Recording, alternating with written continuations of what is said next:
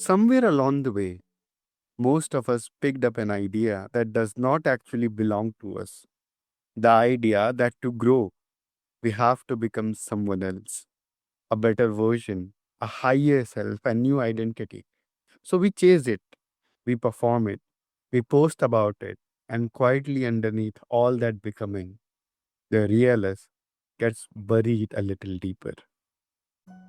Hi everyone, I'm Yusuf and welcome back to Healthy Mind, Healthy Life. This is the space where we slow down and have honest, useful conversations about the inner life behind the busy life. Today's guest is Ellen Edmondson. Ellen is a multi award winning author, intuition mentor, and spiritual guide. Her book, A Place of Love and Light, has helped thousands find their way back to themselves. And she is also the founder of Highly Intuitive Kids, where she supports parents in nurturing intuitive children. Today, we're talking about living from within, about reconnecting with who you are really without losing yourself in the process of trying to find yourself.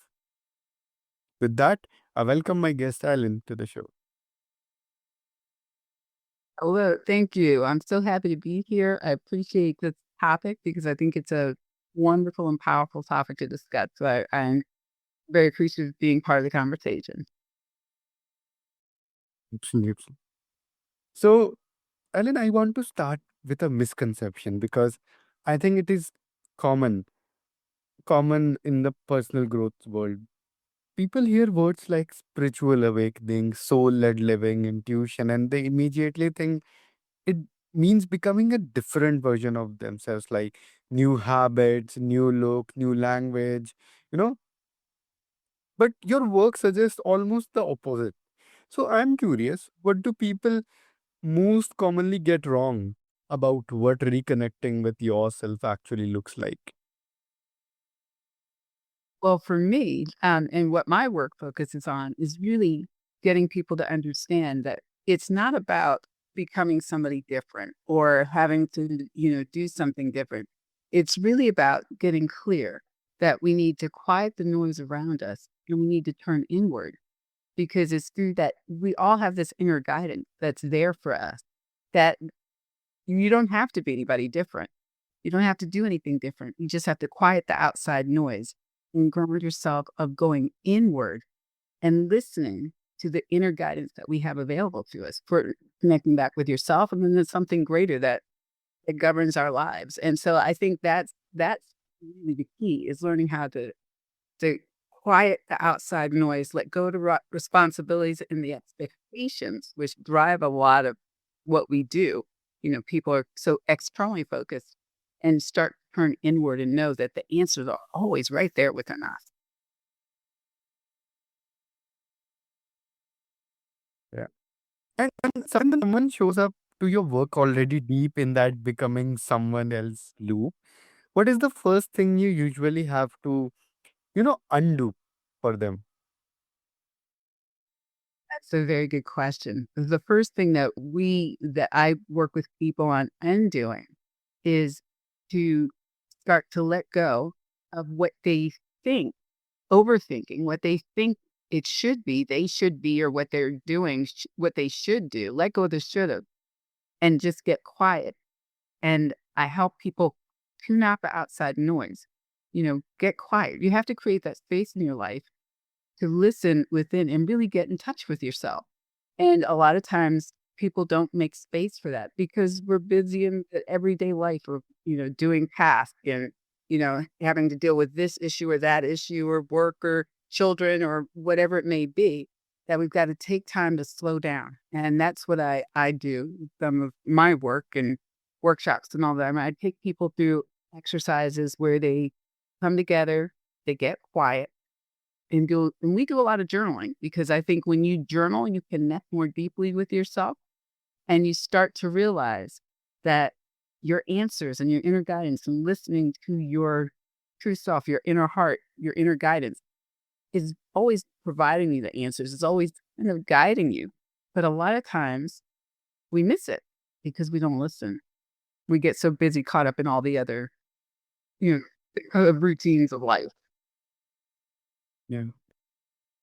And that is such an important reframe because so much of what people call growth is really just a well disguised running toward a new self because the current one feels unbearable. But real growth tends to look much quieter than that. Real growth does look quieter than that, and it's in each decision that we make is how we show up for ourselves. But honestly, authentically, we have to show up for ourselves, and that, like I mentioned, it's letting go of the expectations, responsibilities, and conditioning that we receive. So when we can each day, when you can make a choice or take one small step that's really aligned with you, with your heart, with what you want, with what you feel, what feels right in your soul, in yourself, when you take those steps, that's growth. That's your real growth. It's not out there and it's not looking for all the answers from everyone else or other sources we always have exactly what we need if we slow down and listen because we're constantly being when you get that inspiration or that thought, that guidance, that feeling, that nudge that you need to do something or follow this path, don't ignore it. Sit with that because that's that you're getting those little nudges from life that's telling you this is the way to go. This is what you need to do. But it's showing up in your everyday choices and decisions and those it's every little step. That's growth. And people don't always look at it that way. And Ellen, you had your own profound spiritual awakening back in 2013, and that became the doorway into the work you do now. So I want to stay with that for a moment because awakenings are not all light and clarity. They often shake things loose first. Looking back now, what was actually happening underneath that experience for you? Like, what was the deeper thing your soul was trying to bring to the surface? Well, I love that question because what was happening at that time was me following my true path, me really tapping into what I was meant to do.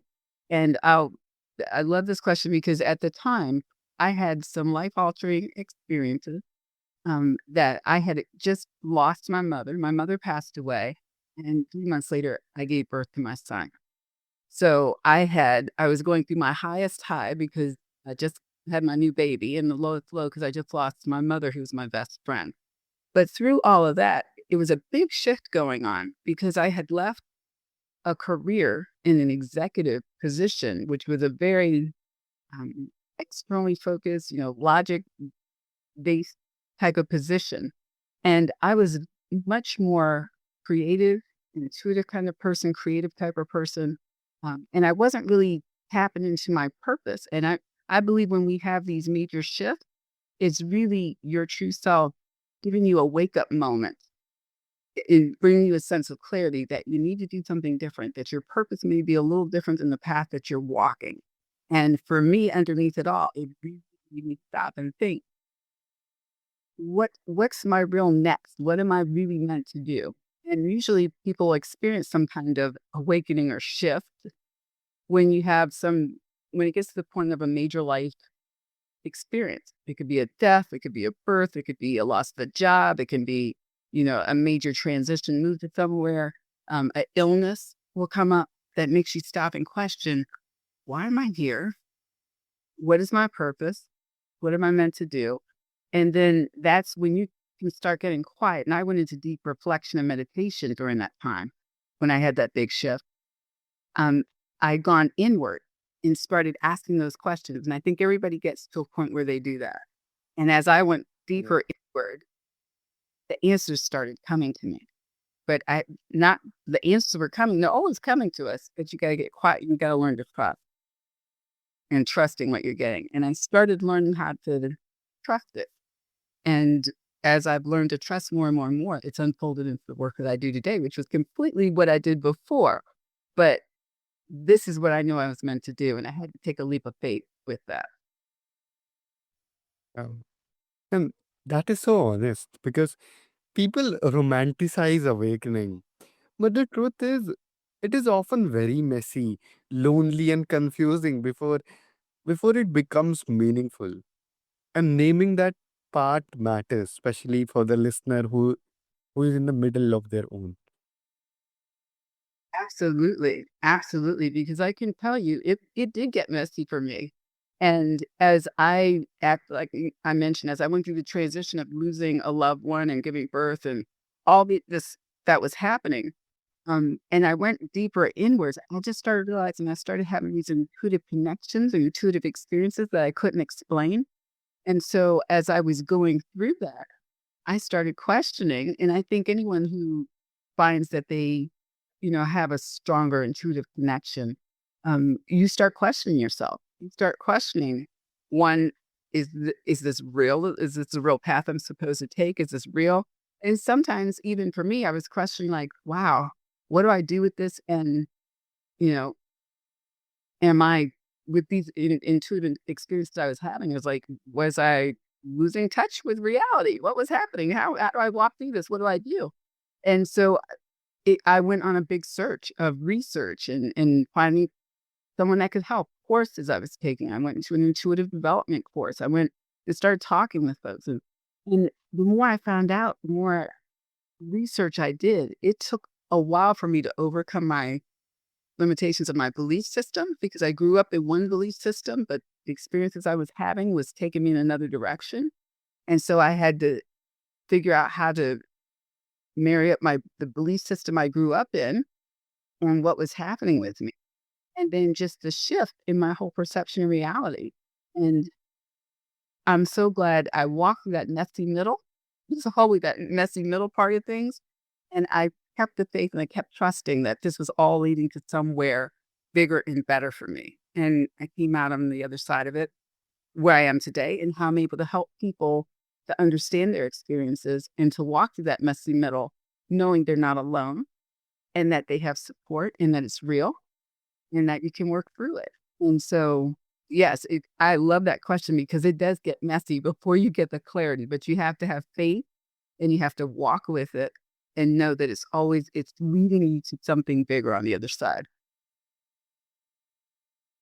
Yes. And in your work bridges real life experience with intuitive insight. And I think that bridge is exactly where people get stuck. They want to trust themselves, but they don't know how, especially after years of overriding their own knowing. So, practically speaking, for someone who feels disconnected from their own intuition, where do you actually have them begin? Like, what is a real doable starting point? What is it a real doable starting point and something that I take people through and work with because I love the power of journaling. And journaling is so important because one, not only can you track your progress with it, but it helps you go deeper with with getting in touch with yourself. So one of the exercises that I do with my workshops with folks is I will get quiet, learning to quiet down the noise. So stop the noise and then and make space, create space for you to turn inward and listen. But then just to write, someone can take a journal just to write a question at the top of it. What is my soul asking me to do today? Or what is my soul trying to tell me today? And I tell people it's not a conscious logic exercise. It's a let it surface, opening to receive and letting what comes through naturally come through and write that down. And as you start making that space for yourself, you start surfacing, you start realizing the answers will start coming to you that I'm like, wow, I didn't even think about that. I just came out of me. But you're tapping into that guidance in a way that you're consciously able to let it surface and receive it and look at it and let it help you shape your path going forward. So journaling is powerful. I offer that to people. That's a powerful tool to use. And how do you help someone tell the difference between, you know, fear dressed up as a gut feeling and a true inner knowing. Because I think a lot of people don't trust themselves because they have been burned by that confusion. Fear is always something that drives people. Fear and hesitation. Anytime you're feeling, I would say when you feel that, have that sensation or feeling of discomfort or, you know, dis ease, not ease with something. There's a element there that is not in alignment with who you are and where you meant to go. Because when you're in alignment, things will just naturally start to open up and flow for you.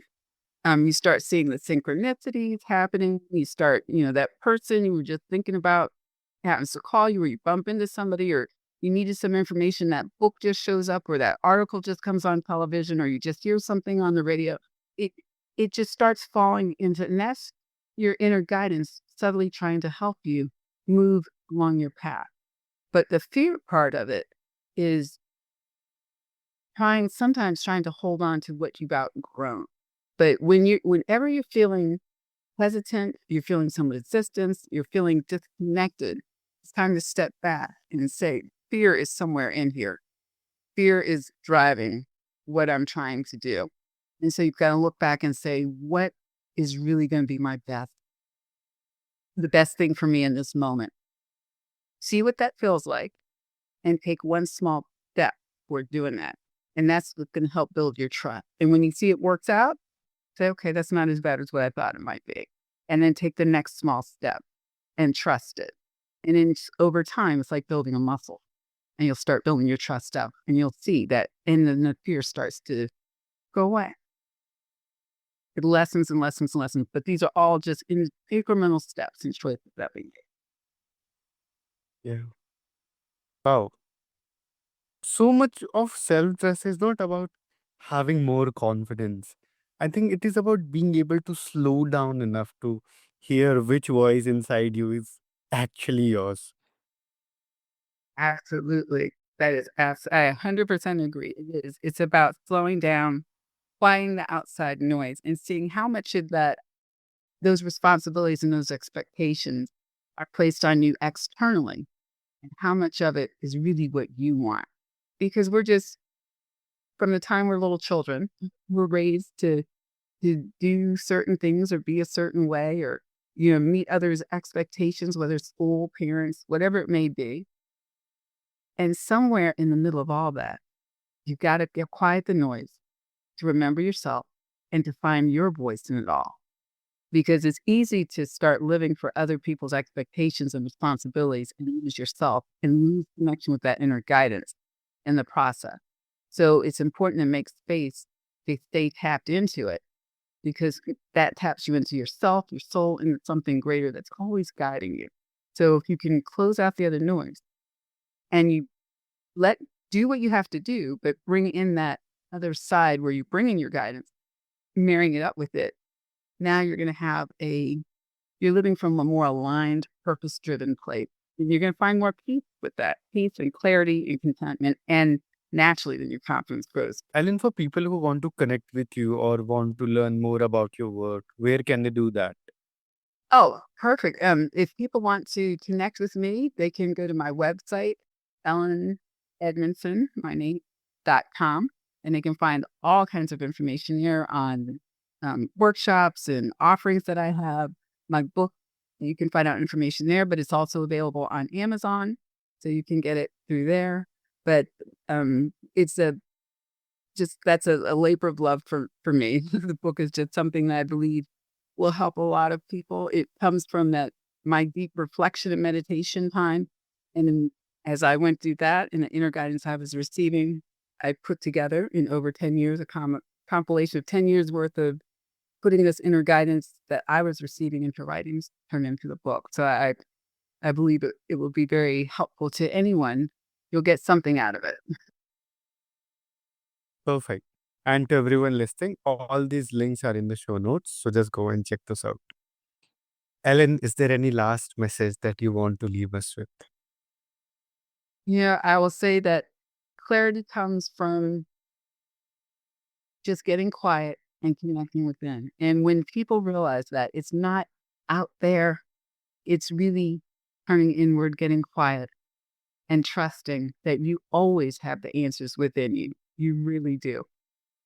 And let yourself create space for that. Just like anything, going to the gym and exercising, create space to connect with yourself and with that inner guidance. And you'll see that life starts to open up and flow in a whole different way for you.